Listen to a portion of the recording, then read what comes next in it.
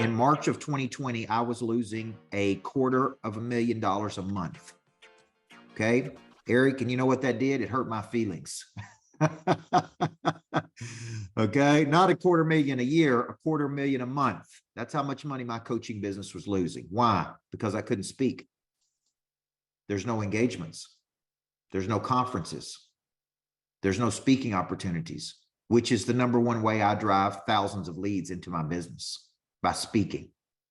And at first, I got mad. I pouted just a little bit for a day or two. I whined. And then I got activated. And I went home and I told my wife, I said, we're not going out like this. We've worked too hard. We've come too far to watch everything we built go down the drain. And I started to have this adversary that was keeping me, which tapped into my competitive spirit. I went from losing $250,000 a month to 6 months later doing 1.8 million in the month of October, right in the middle of a pandemic. And you know why that happened is because I made a simple decision, which means to kill something off, that I'm going to be remarkably bold. I'm going to push as hard as I can push. I'm not afraid of offending people. I'm not afraid of losing people. I'm going to push as hard as I can. I'm going to be as bold as I can. And I'm going to go out into the marketplace and I'm going to make this happen. And I'm going to figure out a way to win. And I started doing virtual events. Okay. We did over $2.5 million through virtual events that I wasn't even doing until the pandemic. So you have two options here if you're a real estate agent, because I'm coaching a lot of agents, a lot of mortgage originators. You can whine, you can complain, you can blame the Fed, you can get mad at the president, you can talk about the economy. But when I say it out loud, does that sound like a real solution to anybody on the call? But that's what a lot of people are doing. See, psychologists tell us that under pressure, under intense pressure, people do one of three things. Number one, they come out fighting. Volume. So you had the volume off. Okay. So number then one, you had it come on out fighting. Okay. Which is what I do. the I volume. push hard. Okay. Look. Number two, keep trying to mute. Number two, they flee. That means they contract. In this world, that would mean whining, complaining, pouting, feeling sorry for yourself, blaming other people, going into, right? It's okay to go into panic. It's okay to panic for a second, but we want to use panic to activate our drive. We don't want to live in panic. We don't want to live in stress. We don't want to live in fear. The body wasn't made to live like that, which is why it emotionally taxes the body so much. The third thing they said that people do is they freeze, which is the number one thing I've seen real estate agents and mortgage originators do. They just freeze. It's like, well, nothing I do works. Nobody's going to buy a house. Economy's bad. See, when I say it out loud, does that sound like that is a solution for anybody? See, I was a high school basketball coach, Clinton, for a decade. I had good teams and bad teams. When I had bad teams, you know what I did? I practiced harder. We practice longer. When I have a bad sales day, I push harder. I make more prospecting calls. I do more social media. I do more outbound reach. I call more of my clients. When in doubt, I always take action, because action has always led me in the right direction in 46 years of living on planet Earth. Playing not to lose has always guaranteed losing in my life. Anytime I played not to lose, I guaranteed losing. So I was coaching a real estate agent this morning out of Florida. She lost $65,000 in commissions last week. One person didn't buy a house because they said it was haunted. And so they backed out of the deal, lost their escrow money at the last minute, which is kind of weird, but it happened. And another person was supposed to be transferred to their city and buy a house. At the last minute, they got fired. They did not get transferred at the house. So her and her husband were panicking and freaking out because they lost $65,000 of commission money that they thought was coming in last week. And I said, there's always a bigger lesson in the lesson. What's the bigger lesson? You don't have enough money. Deals are going to fall apart. People are going to say no. Contracts are going to be broken. Anytime you get mad at yourself for losing a deal, get mad at yourself for not having enough deals in the pipeline. Everybody see that? Okay. The person we should always be mad at is us. Get mad at yourself because I didn't prospect enough. Get mad at myself because I was relying on one or two deals. Get mad at myself because I don't have a robust pipeline. Get mad at myself because there's not enough deals. So I'm relying on one or two deals. And if I don't get those deals, everything falls apart. How many of you have lost deals over the course of your lifetime? Deals that you thought were done deals. Okay. So what happens if you had 10 more deals in the pipeline and you lost 3? You're still positive to the 7. Okay. So remarkable boldness is striking fearlessness. I'm going to go out into the marketplace. I'm going to be bold. I'm going to polarize some people, and I'm going to attract some people.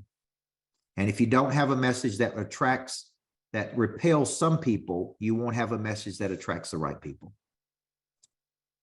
Habit number 1, remarkable boldness. Habit number 2, intrinsic motivation. Now, intrinsic motivation is deep internal motivation to do something. Tom Brady was down in a Super Bowl really bad at halftime to the Atlanta Falcons. He had a remarkable comeback in the second half to win the Super Bowl. And they asked Tom Brady, what happened to him?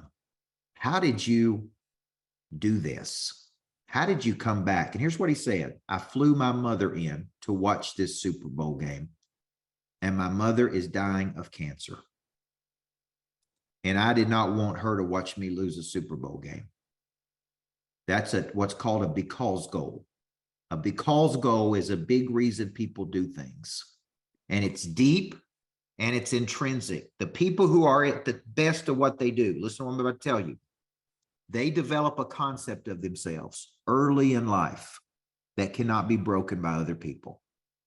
I am the best at what I do. I take pride at being the best at what I do. I show up and I grow up and I deliver. I never go through the motions. I always touch the line. Okay. This is how I operate. Okay. It's deep. There's steam in the engine. Could come because you want to prove somebody wrong. I wrote a book once with this 10-time championship coach, and he was a little dude like me. And when he was in school, people made fun of him because he wasn't a great basketball player, and he wanted to be a great basketball player, really good, but the other kids made fun of him. He went on to be a Hall of Fame basketball coach because something deep inside of him said, I'm going to show you how good I can be.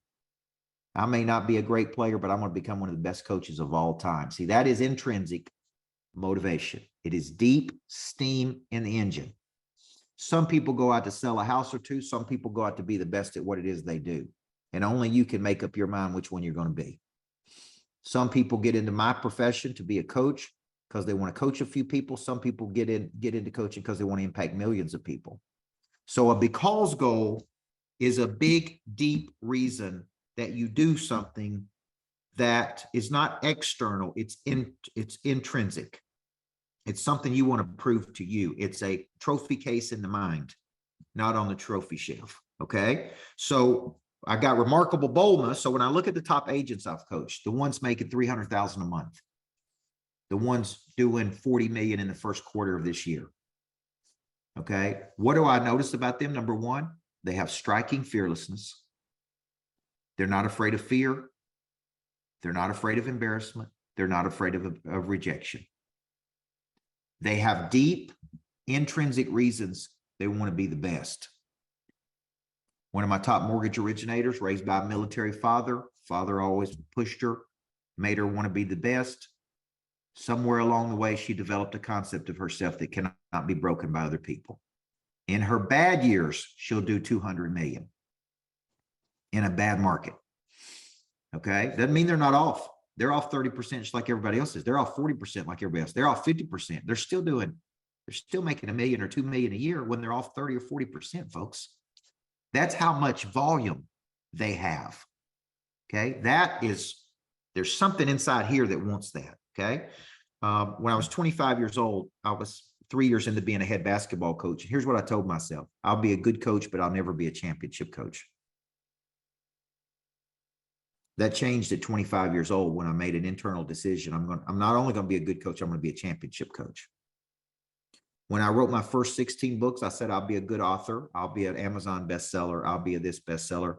On book number 17, I said, I'm going to be a Wall Street Journal bestseller. See, I developed a concept of myself. You know why I did that? You know what my because goal was, Brandy Brown?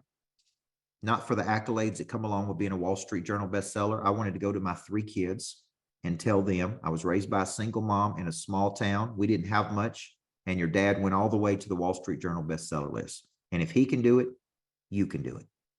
See, that's a deep because goal. Wasn't about the accolades. Those are nice, but it was about telling my kids. I don't even know if anybody from my hometown has ever got to the Wall Street Journal bestseller list. Okay, so there was a deep reason inside. There's steam in the engine. Okay, it's internal to me. When you study the best, they have steam in the engine and they got something to prove either to themselves or somebody.